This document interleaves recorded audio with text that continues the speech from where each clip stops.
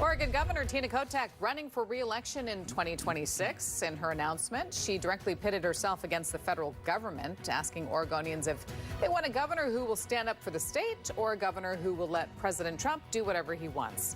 She cited recent issues like the effort to deploy the National Guard in Portland and pausing SNAP benefits.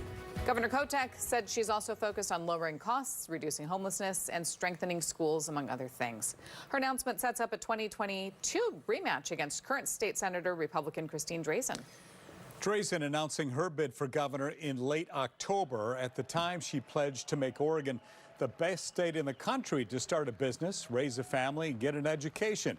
She said she wants to lower taxes and make it easier to buy a home and grow a business. She also said she wants to improve public safety. Thanks a lot for staying with us, everybody. I'm Steve Dunn. And I'm Deborah Knapp. We acknowledge there are already about 16 total people who have filed with the Secretary of State's office to run for governor. And certainly, while we value hearing from everyone on big issues, tonight we're focusing on Kotek and Drazan as two of the most notable candidates from either party. One of the biggest threads through their campaign so far, the state of Oregon's economy. Katu's Vasily Varlamos is live in Salem for us. And Vasily, Governor Kotek says she wants to continue the progress she's already made. Yes, Deb, especially on her priorities like housing and education, but some state and business leaders warn of Oregon's declining economy, something Governor Kotek says she will try to address in her second term. With everything going on, we still have to keep building on the progress we've made to make sure people can afford to call Oregon home. Oregon Governor Tina Kotek's re-election bid focuses on continuing what she says is progress on her core values: housing availability, education results, and protecting rights to health care. Nearly 3 years into her term, she's touting progress in those areas. But one area lagging behind: Oregon's economy. According to Oregon Business and Industry, Oregon's unemployment rate rose to 5% this year. As the state loses thousands of private sector jobs, the state's economic growth is behind the national average as officials forecast sluggish job growth through 2026. CNBC ranks Oregon 39th in the nation for its business climate. If we're not intentional about growing our state, we're just going to be left behind. On Tuesday, Governor Kotek unveiled her economic prosperity roadmap, looking to speed up growth, create more living wage jobs, and help businesses expand and relocate here. The plan calls for faster permitting, modernized incentives, new investments, and a chief prosperity officer to oversee the work. Former Oregon House Republican leader and 2026 gubernatorial candidate Christine Drazan says Kotek's roadmap is, quote, more bureaucracy and spin.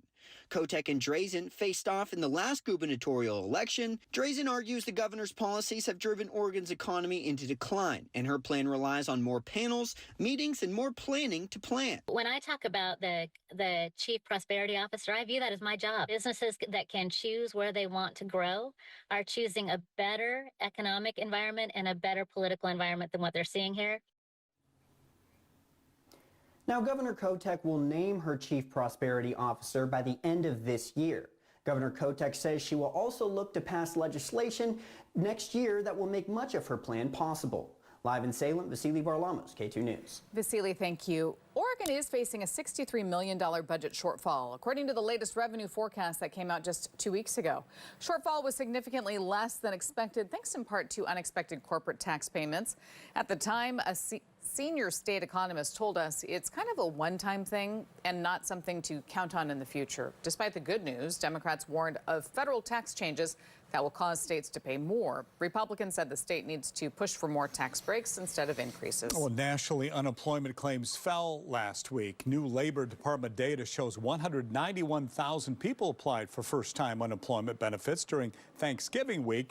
That's a drop of 27,000 from the previous week's revised tally. However, claims activity typically dips during holiday weeks.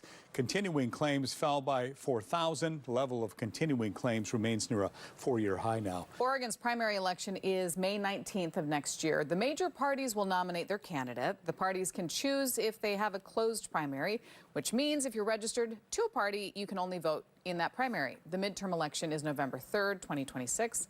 K2 is committed to keeping you informed between now and the primary and the general election. You can always find articles and later on interviews with candidates on our website at katu.com.